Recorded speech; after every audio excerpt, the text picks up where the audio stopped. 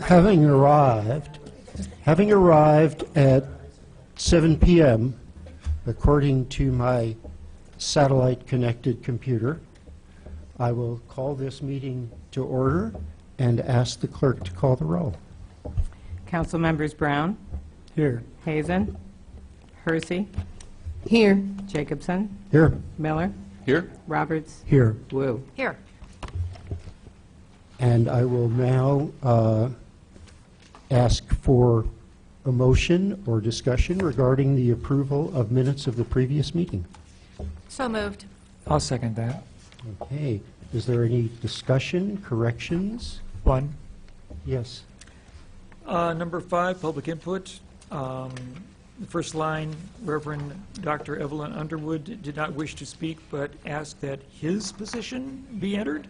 Aha! So we don't want it to be his, we want it to be her. Okay. I think without further discussion, we ought to just accept that correction. And otherwise, with that correction, are the minutes approved? Please say aye. Aye. Opposed? Nobody's opposed to that. Are there any additions to the agenda? Okay, presentations, and I believe the mayor has a proclamation. Yes, I do, and I was supposed to have read this last week, and I want to apologize for the 2 people from the Home and Aid Society, the Children's Home and Aid, who did come last week to hear this proclamation, and my assistant was out of town, and she didn't remind me. So anyway, I'd like to read this proclamation tonight. And whereas, since 1883, Children's Home and Aid has been serving families in Illinois and is committed to serving children and families who have been impacted by violence in our community. And whereas, Children's Home and Aid is a leading child and family service agency in Illinois where they help children and families recover their health, their hope, and their faith in the people around them. And whereas, as a leading social service agency, Children's Home and Aid serves nearly 40,000 children and families in need each year and delivers over 70 social service programs in more than 60 Illinois counties. Whereas, all children, youth, and families thrive in strong communities. And whereas, the City of Urbana humbly remembers those victims of domestic violence, supports the survivors, and recognizes the many staff and community individuals who ensure that these services can continue for all. Now, therefore, I, Diane Wolf Marlin, Mayor of the City of Urbana, do hereby proclaim October 2019 as Domestic Violence Awareness Month in the City of Urbana, Illinois. And we will make sure that they get this proclamation. Thank you. Okay. I don't think we have any other presentations queued up, so we move to public input. I have just one card from Reverend Dr. Evelyn B. Underwood, and she doesn't wish to address council, but wishes to say that they are continually concerned about the Dr. Ellis subdivision sewer problems. Any other public input? Okay, moving on. Staff report?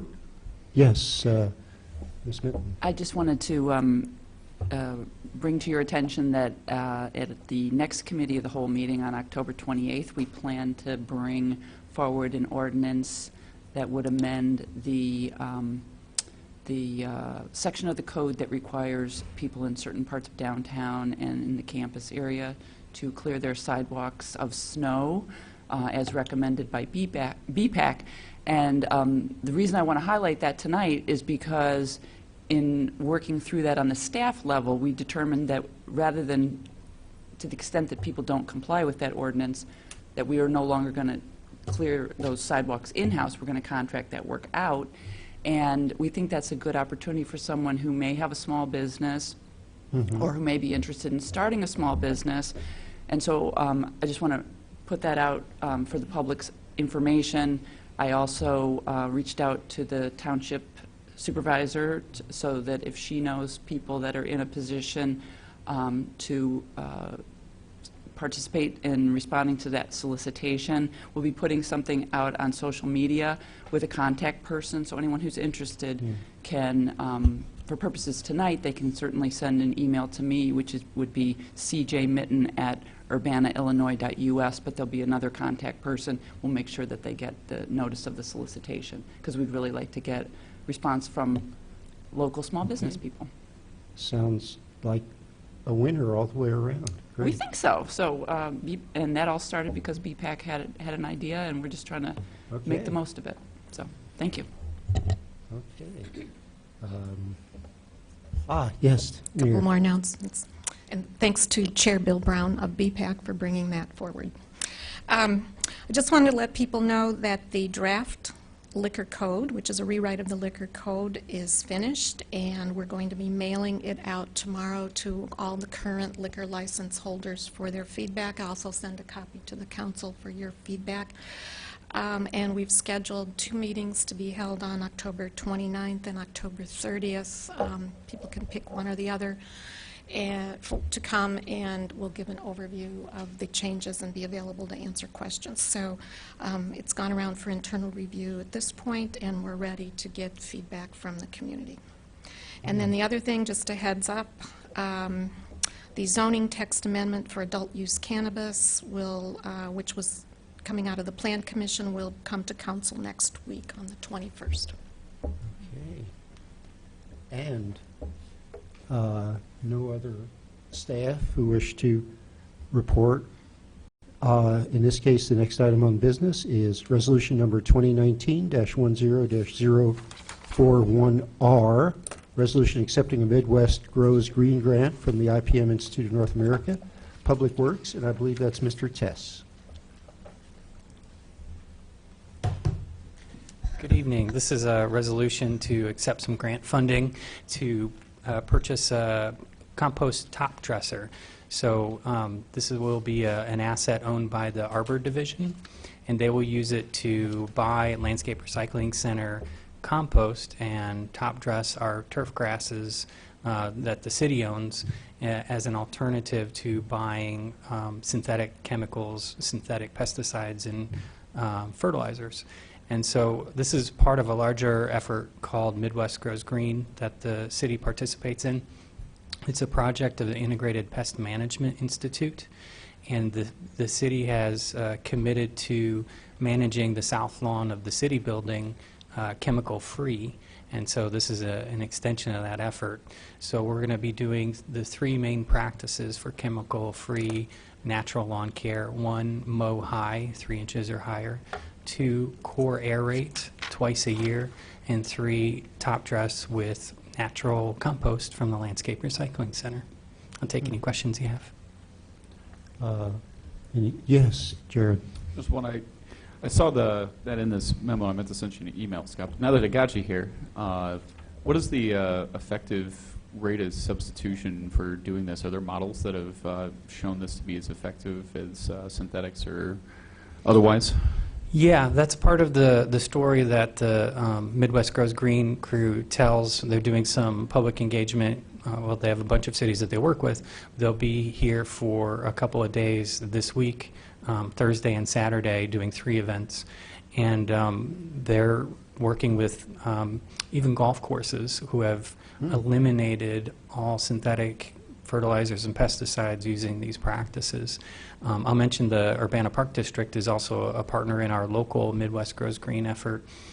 They have an organic vegetable garden, and they're actually going to be borrowing our compost spreader for one of the baseball fields, where they're going to be testing out this suite of practices to see how far they can go reducing or eliminating their fertilizers and pesticides. How often does a top dress happen? So the best practice is spring and fall, core aerate, and then follow that with top dressing of fertilizer. Okay. Yes, Dennis. How large is the spreader? Does it work similar to like a grass seed spreader? It shoots the compost out in kind of like a half circle or something like that in front of you? Very similar. This is a motorized piece of equipment, so we can do a little bit larger spaces.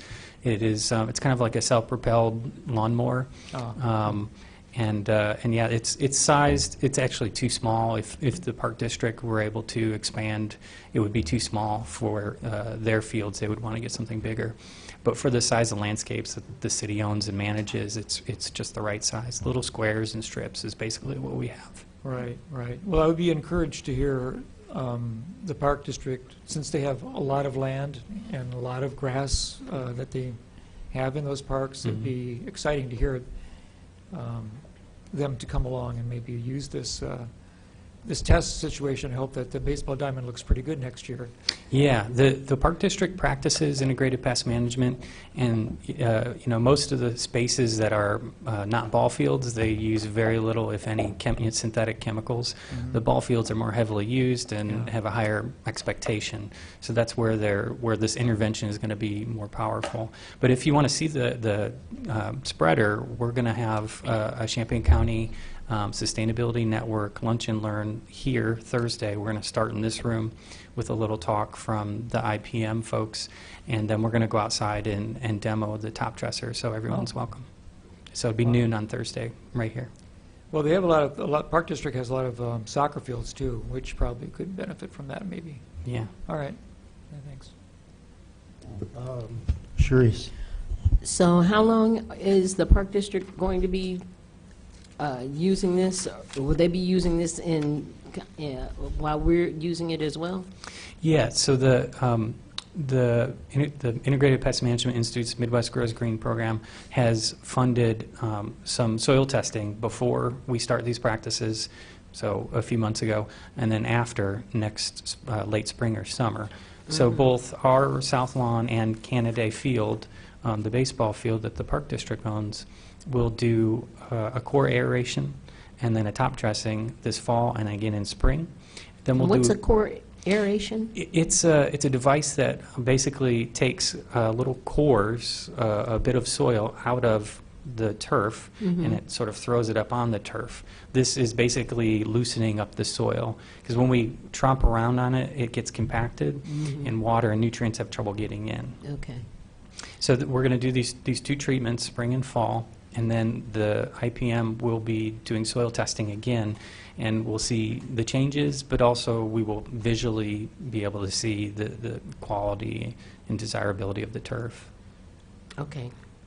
And the city is going to be responsible for the balance of the $2,500? Correct. That's coming out of the Arbor Division budget. Okay. So I guess my next question is, I know this says it's Urbana Park District and the City of Urbana are partnering. So I guess my next question is, are they partnering on the balance? No, because we're going to own the asset. If the Park District decides, yeah, we really like this top dressing of compost, they're going to go out and buy a bigger machine, most likely. We're really loaning it to them for a couple of uses. It's not a piece of equipment that we use every day. We're going to use it on a few locations in the spring and in the fall. Yeah, so it's not a heavy lift for us to loan it, and also there's something in it for us in terms of the LRC, the Landscape Recycling Center. The city expands this into more turf areas. If the Park District expands this practice into more turf areas, it's more product sales for the Landscape Recycling Center. Okie doke. Bill. Have you had any conversations with the school district to see if they'd be interested in trying it out? We've invited them to the 3 events this week. So I'm hoping that some folks from facilities there and other institutions that own property and landscapes around town have been invited. So we're hoping that they'll come and we can, build this this network of Midwest Grows Green locally.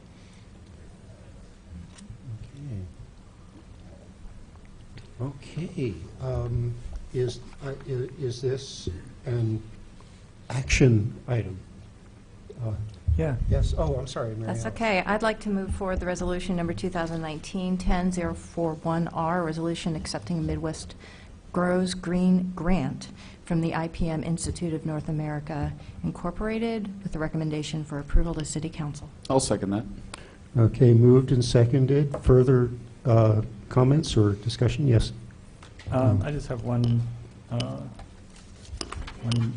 editorial change.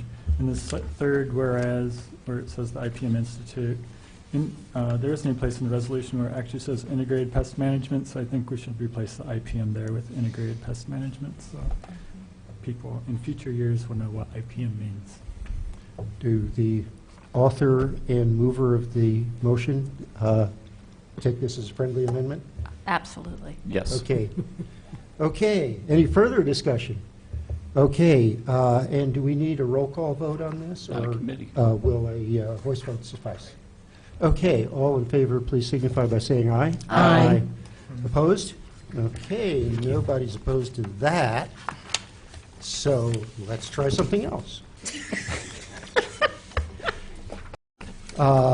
The next item is an ordinance amending Schedule H of Section 2393 of the Urbana Local Traffic Code, requiring stop signs at a certain intersection, Cypress Point at Stillwater Landing, and it's Mr. Schunkweiler, in possibly his last appearance before this body. That is correct. Oh, my Where are you goodness. going? Pardon me? I said, where are you going? I'm going to Bloomington, Indiana, to be their city engineer. No. Yes. Uh-uh. Yes. Now, when somebody leaves us for someplace else, I believe it's a tradition to haze them during the... Apparently, it's happening now. Yeah, it's No. happening now, and I've had enough of that through the years, too. No, I'll we just certainly- want to wish him the best and thank him for his 14 years of service to the Yes. city of Urbana. And officially, he's going to be the transportation and traffic / city engineer for the city of Bloomington, Indiana.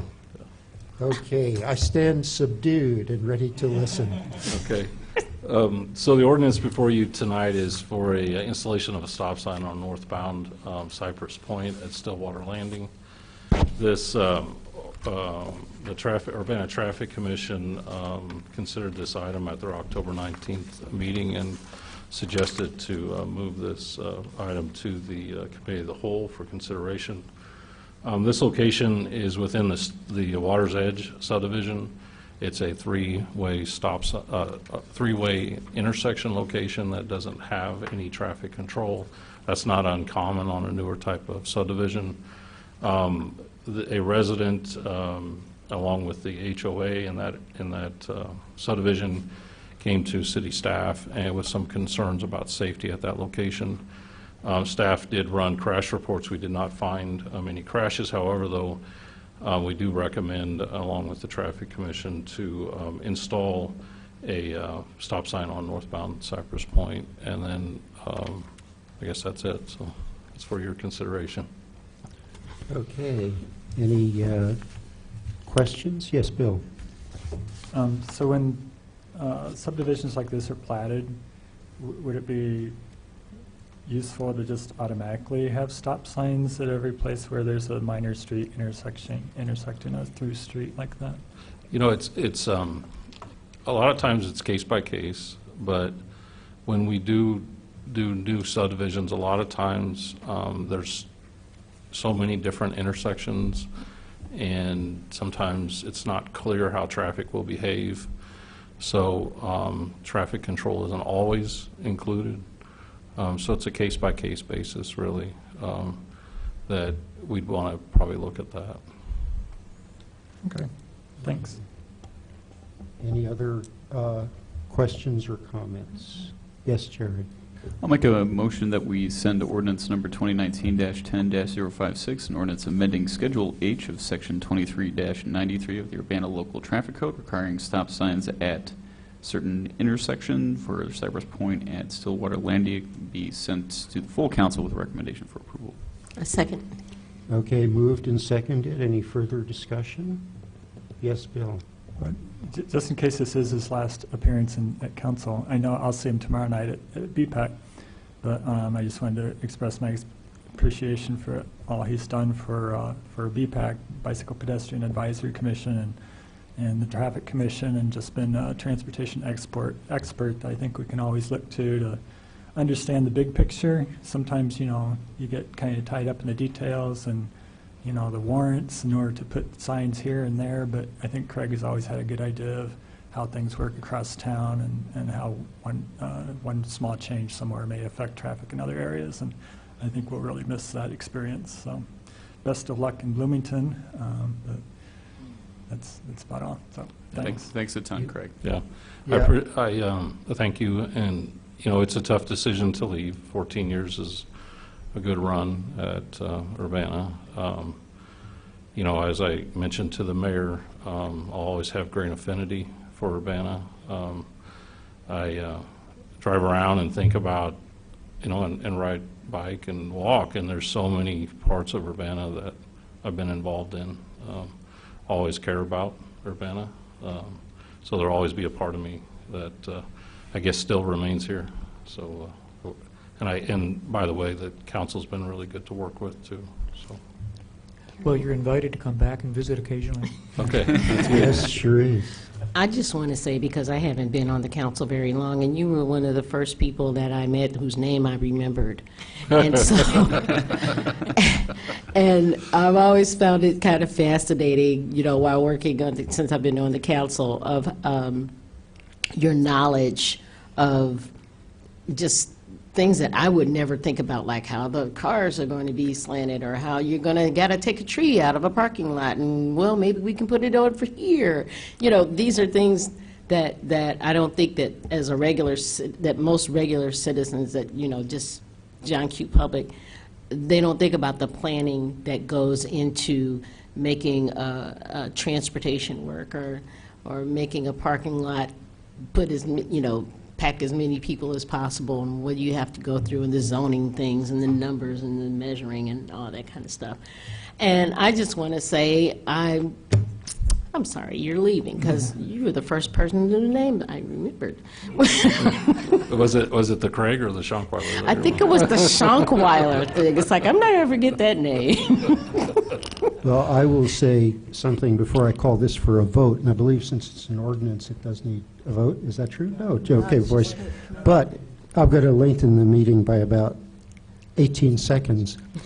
And because as I've seen you, Craig, you know, guiding us through this period of figuring out how you balance cars and bicycles and pedestrians and everything else that must navigate our streets. And I'm brought to mind, you know, the care that you do that with. I'm brought to mind back in the 1970s, there was an occasion where I had a conversation with somebody from Public Works who was in traffic, who simply told us very dismissively that the streets were for cars, period.